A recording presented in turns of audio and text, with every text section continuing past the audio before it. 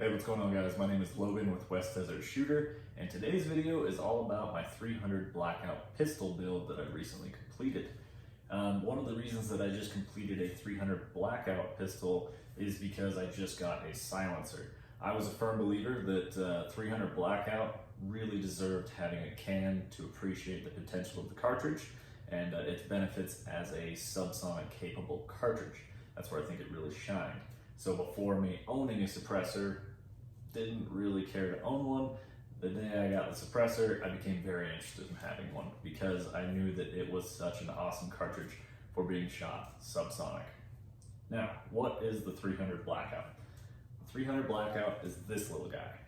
It shoots 30 caliber projectiles, same as in your 300 Win Mag or 308 rifle. So 308 diameter bullets, except for they are very heavy. In this instance, to shoot them below the speed of sound, subsonic, you want a heavy 30 caliber projectile. And then they are pushed along by a fast, typically pistol powder, or in this case, an actual 300 Blackout specific powder. Obviously, you can use it for other applications because gunpowder is more based on speed rather than a specific cartridge. But this specific speed of powder is really good for subsonic use in cartridges. Now, I guess we should cover the pistol first. My pistol has a 10-inch, 10.5-inch perhaps, 1-to-7 twist, so very fast twist rate for a 30 cal, and that is to help stabilize the bullets at slower rates of speed. This is in fact a pistol because I have the brace on it, which I use. And it also has my OSS Magnum tie suppressor out on the front, which I recently got approval of the ATF for, so I'm very happy to have this here with me. On the left side, I've got a flashlight. This is a Streamlight TLR1 HL because, as a very compact pistol is, these are very nimble and easy to get around a household. So this guy has been taking care of guard duties during the nighttime. Anyway, pistol length gas system. This one is semi-auto. This is not a Untitled Precision on this one. It does have, I did buy a complete Aero Precision upper. So it's got Aero's rail, Aero's own M4E1 style upper, and I already had an M4E1 matching lower. That was a stripped lower when I purchased it, so no problem turning it into a pistol. We can see on both sides, standard charging handle, nothing too fancy there. And then for the bolt carrier group, I did go with an Aero Precision bolt carrier group. So pretty much an Aero build. It does have a Timney trigger in it, and then it's also got the Hogue rubberized grip. And then it's got my Troy Industries fixed iron sights. These do not fold down, and is the only optical system I have for this pistol. Now, 300 Blackout is much different than anything else I've reloaded for to this point because it uses very fast powder to ignite and propel the projectiles.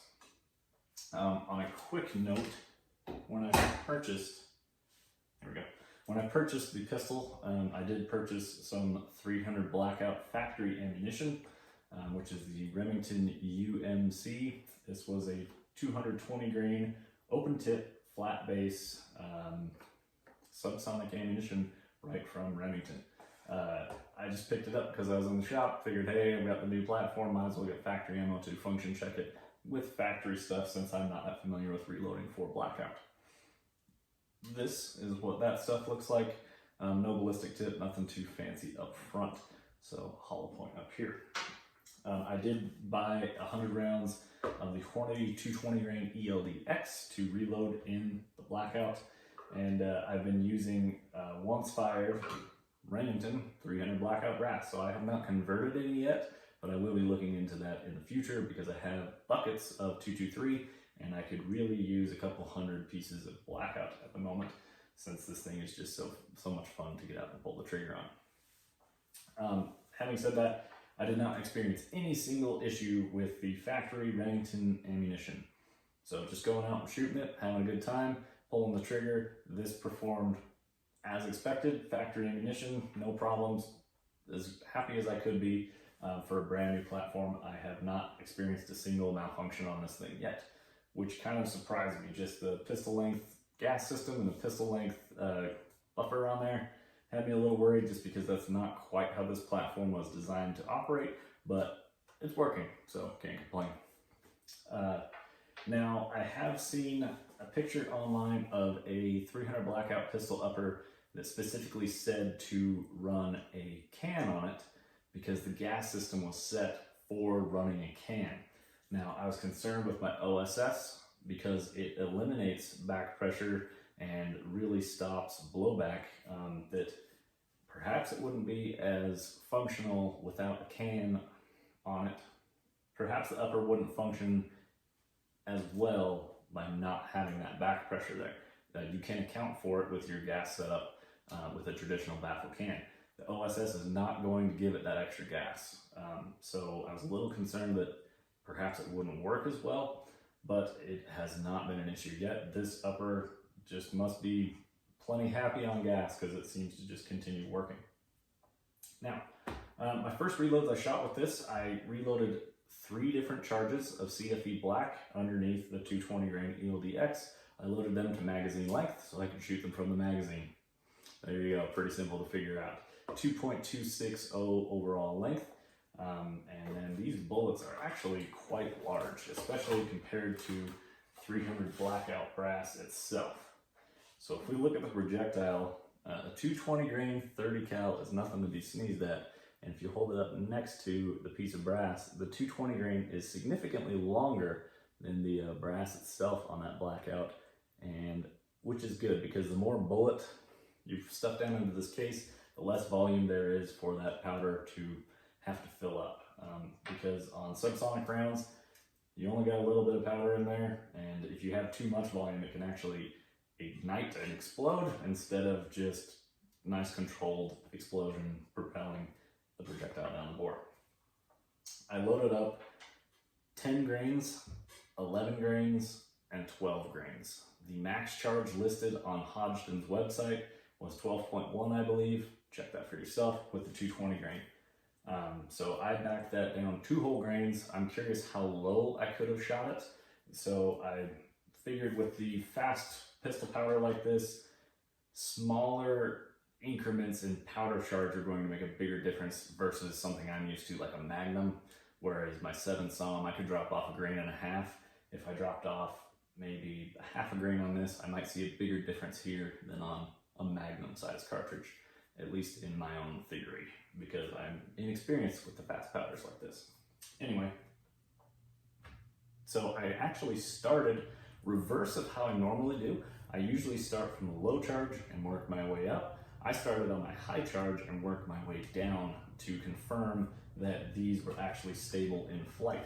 So I set out a paper target at about 30 yards. I was just shooting at it offhand, and I just went out there and made sure that all the bullet holes that went through the box were in fact flying straight and not going through sideways keyholing.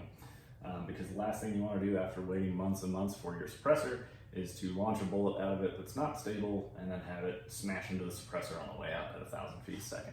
That would really not be fun, because you would have to have it repaired and wait your turn again for your suppressor. So you gotta be very careful when doing that.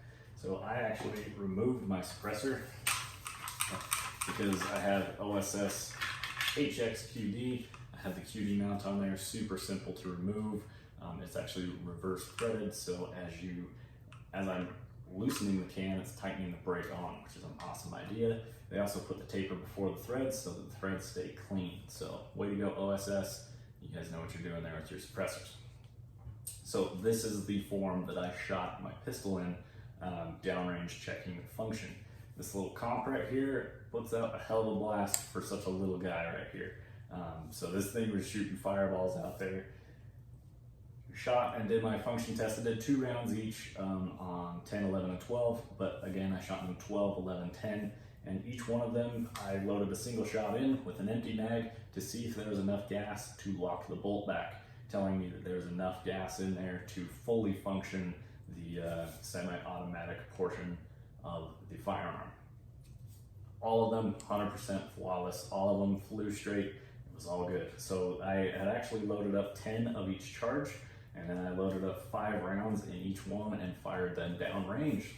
At that point, I started again, I believe I started high and then worked my way down. And I was just firing at the box, just kind of offhand. What I was really paying attention to here is sound at the shooter's ear, as well as the ejection pattern out of the semi-auto platform. So I actually took a knee out in the desert and just tried to not let my brass fly too far, but also paid attention to how consistent it ejected them in a certain direction and what direction it ejected them in. And it actually performed really, really awesome. All 3 of those charges were almost perfectly 90 degrees out to the side of the way I was shooting. So if I was shooting right here, the brass would be landing where the camera was, which is what I was looking for.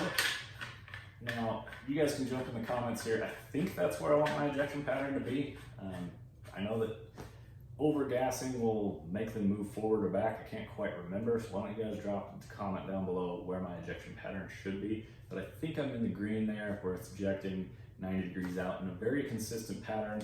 All of the pieces of brass were within about a 1 foot radius, and they all seemed to pattern up quite nicely out there. They all functioned and performed just fine. I didn't have one jam, but I did notice a big change in sound at the shooter's ear, at my ear, when firing between the different 1 grain increments of charges. So 10 grains is the quietest, 11 grains was in the middle, and 12 grains was noticeably louder. And so I'm actually going to load 10.5 grains. So between 10 and 11, I didn't have any function issues with the 10 grain charge, but I also shot it on a very hot night. So I just haven't had the time to shoot it on a cooler temperature to see if I still got all the gases I need. This is a ball powder. I know that these are a little more sensitive to temperature.